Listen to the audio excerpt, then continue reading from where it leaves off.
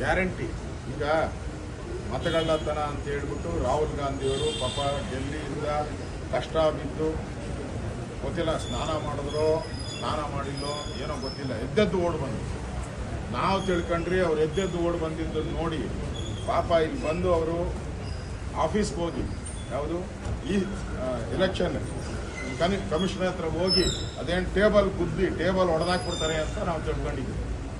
ಟುಸ್ ಪಟಾಕಿ ಬಂದಿದ್ದೆ, ಅವರು ಅಫಿಡೇವಿಟ್ ಕೇಳಿದ್ದೆ, ಓಡು ಮಗ ಓಡು ಮಗ ಓಡು ಮಗ ಅಂತ ಓಡೋದ್ರಿ ಏರ್ಪೋರ್ಟ್. ಅಂದರೆ ಈಗ ಮಾಧ್ಯಮನೂ ಕೂಡ ಅದ್ರ ಬಗ್ಗೆ ಸರ್ವೆ ಮಾಡ್ತಾ ಇದೆ, ಎಲ್ಲ ಬೋಗಸ್. 80 ಓಟ್ ಐತೆ ಅಂದು ಅದು ಓಟ್ ಹಾಕಿರೋದೇ 6 ಓಟು. ಇವೆಲ್ಲ ಮಾಧ್ಯಮದಲ್ಲೂ ಬರ್ತಾ ಇದೆ. ಅದ್ರ ಟುಸ್ ಪಟಾಕಿ.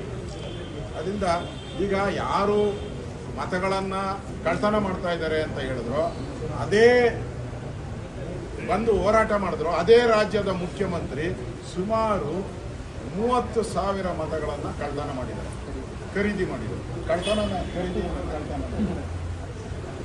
ಮಾಡಿದ್ದಾರೆ. ಕಳ್ರು ಯಾರು ಈಗ? ಮೋದಿನ, ರಾಹುಲ್ ಗಾಂಧಿನ? ಗೊತ್ತಾಯ್ತಲ್ಲ ಕಳ್ತನ. ಸಾಕ್ಷಿ ಇಬ್ರಾಹಿಂ ಅವರು ಕಾಂಗ್ರೆಸ್ಸಿನ ದೊಡ್ಡ ನಾಯಕರು. ನಾನಿಲ್ಲ ಅಂದರೆ ಸಿದ್ದರಾಮಯ್ಯ ಅಲ್ಲಿಂದ ಓಡೋಗ್ಬೇಕಾಯಿತು ಅಂತ ಹೇಳಿದ್ದಾರೆ. ನಾನೇ ಗೆಲ್ಲಿಸಿದ್ದು, ನಾನೇ ದುಡ್ಡು ಕೊಟ್ಟಿದ್ದು, ಸಾಲ ಮಾಡಿ ದುಡ್ಡು ಕೊಟ್ಟೆ, ಅದು ಸಾಲನ ಆಮೇಲೆ ಸಿದ್ದರಾಮಯ್ಯನವರು ಬ್ಲ್ಯಾಕ್ ಮನಿ ತಗೊಂಡು ಕೊಟ್ಟರು, ಅದನ್ನು ಹೇಳ್ಬಿಟ್ಟಾರೆ. ಇಷ್ಟೆಲ್ಲ ದಾಖಲೆಗಳಿದ್ದ ಮೇಲೂ ಯಾವ ಮುಖ ಇಟ್ಕೊಂಡು ಅಧಿವೇಶನಕ್ಕೆ ಬರ್ತಾರೆ ನಮಗಂತೂ ಗೊತ್ತಿಲ್ಲ. ಪಕ್ಕಾ ಕೇಸು ಏನು ನರೇಂದ್ರ ಮೋದಿಯನ್ನು ಟಾರ್ಗೆಟ್ ಮಾಡಿದ್ರು, ಈಗ ತಿರುಗುಮಾಣ ಆಗಿ ಅದು ರಾಹುಲ್ ಗಾಂಧಿಗೆ, ಸಿದ್ದರಾಮಯ್ಯಗೆ ಬರ್ತಾ ಇದೆ. ಎಲ್ಲ ವಿಚಾರ ಚರ್ಚೆ ಆಗ್ತದೆ.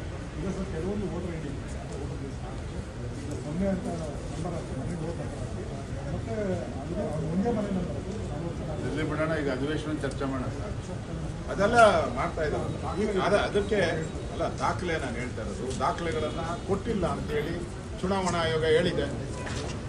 ಡಿ ಕೆ ಶಿವಕುಮಾರ್ ಬಂದರು, ಒಂದು ಪೇಪರ್ ಕೊಟ್ಟರು, ಹೋದರು ಅಂತ ಹೇಳಿದಾರಲ್ಲ. ಸ್ವೇರಿಂಗ್ ತಗೊಳ್ಳಿ ಅಂದರು, ದಾಖಲೆ ಕೊಡು ಅಂದರು. ಇನ್ನು ಒಬ್ಬರು ಪತ್ತೆ ಅವತ್ತು ಬಿಟ್ಟರೆ ಇವತ್ತವರೆಗೂ ಒಬ್ಬರು ಚುನಾವಣಾ ಆಯೋಗದ ಮಕಾನೂ ನೋಡಿಲ್ಲ, ತಿರುಗೂ ನೋಡಿಲ್ಲ ಆಫೀಸ್ ಕಡೆ. ಅವ್ರ ಯೋಗ್ಯತೆ ಏನು ಅಂತ ಕಾಂಗ್ರೆಸ್ ಯೋಗ್ಯತೆ ಗೊತ್ತಾಯ್ತಲ್ಲ. ತನಿಖೆ ಮಾಡ್ತಾರೆ, ಇವ್ರು ಕೊಟ್ಟರೆ ಚುನಾವಣಾ ಆಯೋಗ ತನಿಖೆ ಮಾಡ್ತದೆ, ಸ್ವತಂತ್ರ ಸಂಸ್ಥೆ.